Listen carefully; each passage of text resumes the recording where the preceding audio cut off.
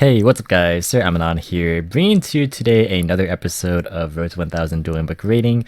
There's only going to be 3 more episodes left in this season because obviously the new ban list is going to be in effect, which means a new format, and I don't want to upload videos from the old format into the new format. That wouldn't really make much sense. So what I did was I spent probably the last hour and a half or so just digging through all of the replays and trying to pick out the best ones. So I came across a couple of these old Gouki replays from the Gouki list that I uploaded a couple of weeks ago, which if you want to check out that deck profile, I'll put a link in the description box down below. But essentially, I thought might as well just try and pick out one of the better ones just to see what the idea was behind this deck and kind of just talk through why I thought it was a pretty good rogue choice if you wanted to have some fun at like locals or even regionals for that matter. I think this deck could have done very, very well if it was explored more thoroughly. But yeah, we're going to go ahead and play against Salamangreat today. I asked you guys on the community poll, or community tab poll, what matchup you guys wanted to see, and this one won the vote. I had it between this True King Dino and Altergeist. And I'll also have another poll up by the time you guys see this asking for the next matchup, because there's 2 games in particular that I think are worth showcasing off before I move on to the final one. The final one's just going to be the last match that I played before actually acquiring 1000 rating for the first time. And I think that one's actually a very interesting one. And that one will actually be, spoiler alert, a Lunalight gameplay. So this one and the next one won't be Lunalight gameplay. So just a fair warning on that. Pretty good preview of what's to come on the channel, because there will definitely be a significant reduction of Lunalight content, obviously. But yeah, without further ado, let's just go ahead and just dive on in. Alright, so if I do remember correctly, he does in fact win the die roll. So he elects to go first, obviously, because he is playing Salamangreat. No surprises here. So the opening hands are pretty interesting. We both have 3 hand traps. My deck has 16 of them. So the idea is that like you play roughly an equal ratio of warriors / Goukis to hand traps. So you should see roughly equal amounts of each of them, and you play minimal bricks. The only real bricks are like the equip spells, really. So just the fact that like you open a hand of like 2 Goukis, 3 hand traps, or like the other way around, like 3 warriors, 2 of them, like 2 hand traps, that's like what you want to see in most games. And the win condition of this deck, of course, is just to simplify the game state with hand traps and then make a big boss monster, which in my case is going to be Mekk-Knight Crusader Avermax. I like that card a lot more than the current Gouki boss monster, but there actually is another Gouki boss monster coming out in Eternity Code, which is unaffected by card effects. So that's also something that's worth taking a look at, because it can also pop 4 cards. Just if you haven't read that card, read that card. It's pretty insane. But yeah, that's kind of just the idea. So he's going first. He's going to use Silent Mining, pitching a Droll, and he adds Lady Debug. So this line of play, just pitching Droll instead of like an actual Salamangreat card to get value, tells me that his hand's pretty weak. Which it is, because he doesn't really have follow-up. So I normally don't really imperm the Debug in a lot of cases, but in this case, you know, just because he had such a weak opener in my mind, I just felt like it was fine. And even still, I had double hand traps, so it was okay. So he does end up just passing on that. He doesn't even make a Balinks to get Sanctuary or anything. So we are going to go ahead and start off with a Suplex, which summons a Gouki out of our hand. We're going to summon Twist Cobra and go into Isolde. I ordered the Chainlinks wrong here, so I usually go Isolde Chainlink 1. But instead I use Isolde Chainlink 3 for some reason, which does play into Ogre. Which granted not too many people are playing, but I decided to play it anyway in my build just because I wanted to play more hand traps. But he also ended up playing Ogre, I believe, at some point. But yeah, just the way the Chainlinks worked out, it made it so that Isolde added a Headbat instead of like another Gouki to pitch off of it. So it couldn't end up actually summoning my Headbat, which is normally what you do after you summon the Octostretch, is you summon Headbat and then you make a Link 2 and then you make Avermax. But I messed up the Chainlinks there, but he draws me, so that kind of like, you know, messes up my plan anyway. But he also ashes me, which makes it so that I couldn't really do the combo the way I wanted to anyway. So he ashes the Isolde second effect when I send the Phoenix Blade. So the backup plan is just to make rematch, summoning the 2 Goukis that I can summon, make IP, and then make an Avermax. IP is very, very good because it makes it so that Avermax can't die to things like Lightning Storm as well. And also Salamangreat Rage in this particular matchup, just because Rage doesn't target. So like this is a very good way to kind of bypass that. So we're going to attack it to the Debug. He doesn't take extra damage because the Debug was normal summoned. So we're just going to pass on our very many hand traps. So he draws another hand trap for turn. If he had added a copy of Gazelle off of the Mining instead of the Debug, It would have been better because he has Will in his hand, so he would have had like a guaranteed follow-up play. Granted, I did have Ogre anyway, but if he had like done his first turn play different, like if he added Gazelle and then he like went summon Gazelle, get hit with Imperm, and then go Balinx, search Sanctuaries, summon another Balinx, then his Will would have like actually been able to play around Ogre as well. Like I would have had to specifically use Bell in it. So that's also something to take note of. And also given the fact that, you know, he would have had another Gazelle send, it would have just made the game a lot better in his case. So yeah, we're going to go ahead and go into game number 2 here. And I thought they was going to make me go first because of just all the hand traps. But he only actually saw Imperm, so I guess it's not really too much of a reason for him to make me start. But I did side in Summon Limit. The idea behind siding floodgates is because of how many hand traps you're playing, people aren't really going to side in back or hate against you. So you can freely side in floodgate cards, and given the idea that you're trying to turbo Avamax, Avamax plus floodgates makes it so that like while they can't play the game, it doesn't matter what you do because like they can't. There's no way that they can possibly out your Avamax anyway. So yeah, Summon Limit is just a very, very good compliment in my mind. However, you'll see the problems that it had in this match, and I eventually decided to take it out. If you guys notice my deck list in the description box down below, I did not play any continuous floodgates. I instead decided to just play cards like Different Dimension Ground, just floodgate-esque cards that work in much the same way in stopping your opponent's turn. And while it is less permanent, it does allow you to play out of spots where your own floodgates can hinder you, which definitely comes up at times, which you'll see in this matchup. But yeah, he's going to Mining, which is a much stronger Mining this time because he sends a Spinny to add a Gazelle. So he's already in a much better position. I will actually Veil the Gazelle, of course, but he will go into a Balinx to grab the Sanctuary out of his deck before activating Pot of Desires. No Ash here, so that is fine to resolve. And he picks up very strong cards. He picks up a Circle and a Roar. So he's going to add a Circle, which grabs him a copy of Foul. And he goes to activate Spinny Engrave, which I chained DD Crow to, and I think this was a mistake. Because the play he's obviously trying to go for is to summon a Sunlight Wolf with the Spinny and the Balinx, and then trigger Foul. And then Foul summon to the zone Wolf points to, and then add back Gazelle. So at that point I should have just crowed the Gazelle. Because like the Spinny being there didn't really... It wouldn't have really changed a whole lot. Because like what this forces him to do is to relink into the Balinx so that he can trigger Foul. And then it's true that he won't have a relinked Wolf, which means he can't add back a Circle or a Gazelle, but long term this will have much worse implications. Like I guess the thought process behind me using Crow there was that like if he ends on this board, I was thinking that I can just kind of play through it and then stick in Avamax and a Summon Limit and he can't really play. But yeah, I go ahead and use Instant Fusion for a Restrict, which does actually get negated by a Roar, which I didn't really expect him to hard draw. Which, of course, like it's not too unrealistic because he did draw off Desires too, so he could have very easily picked up those cards. But yeah, now that kind of like messed up my own game plan, where now like the best play I can do is go Auto Stretch into Link Rebuild to search another Gouki name. He's going to draw on Resolution.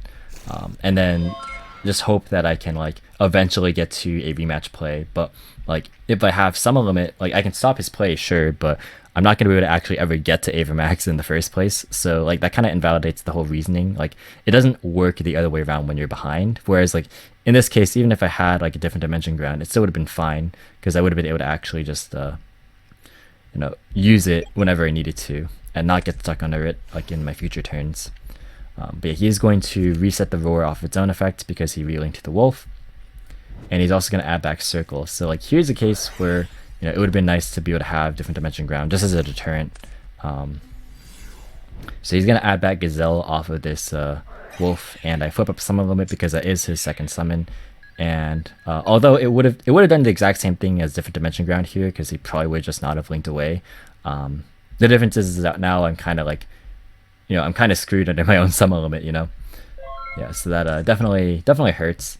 I had to do it because I didn't want him to like go into Heat Leo and spin it back. But at the same time, it really just hindered my own play more than anything else. So I summon Super X, and he goes ahead and negates the engrave effect after I do crash it. So I try and follow up with a Gouki rematch, and he has a Ghost Spell for it. So I think either way it was not in a very good position, just given the fact that I had, that he had the Ghost Spell. And at that point, it's just like, he has Gazelle in hand, there's no way I win this, so just go ahead and pack it up for game 3. And here we are going first, and the idea is, again, summon limit protected with Avermax, and vice versa, but we don't have a play. We just brick straight up. So very unfortunate. And again, a card like Different Dimension Ground would be a lot more effective in this situation. It wouldn't, have me stuck underneath it, while at the same time doing the same thing as just what a summon limit would do, which is why I change it. So yeah, go ahead. He's gonna go ahead and use Foxy, summon Foxy. He doesn't use the effect, just so he can use the grave effect later if he has to. But I'm going to Ash the Circle just because, like, in my mind, he didn't trigger Gazelle, so he doesn't have it yet, obviously. So I decided just stopping him getting to it is probably the best thing I can do at this point.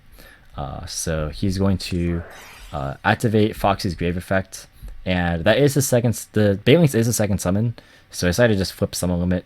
So he just can't really do anything right now. He just forgets that the Foxy was the first summon and the Banelinks was the second. So we'll attack into the Twist Cobra, which nets me a copy of Super X, and then he'll just pass. He has 3 hand traps as well. So I will use Super X to summon another copy of Super X, and I'll just go into battle phase. This is my second summon, so I am definitely kind of locked here under my own floodgate. Whereas, if I was able to do what I wanted to, I'd be able to actually make an Avermax here, just because any access to Isolde with a Gouki gets you Avermax. So it's pretty unfortunate. But yeah, he draws a Salad Monster, but all he really wants to do is out the summon limit. He tries to use his Foxy Grave effect again, but I do actually use Ghost Spell on it. So yeah, that is pretty much the extent of that. Like, if I draw any Gouki name, we are able to win. We do draw a ton of action unit, which is pretty good. It was the second equip spell that I was running for quite some time. I ended up changing it to, I believe, the non-Lunalight equip spell. But this was, in my mind, like, really good at just taking random cards and matchups. Like, you could still extend through hand traps with this thing, depending on what your hand is. And also, it's good at taking things like Ultimate Conductor Tyranno if it was properly summoned. You could take things like El Shaddai Winda to lock your opponent out. You could take things like Pankratops if they decided it. You could just take a lot of really random things, which I do definitely enjoy. So I really like the versatility of this card, but ultimately I decided that just more backer hate was nice too. So yeah, we're gonna go ahead and try and use Autonomous Action Unit, but he does use Ghost Spell, which does actually prevent me from gaming him this turn.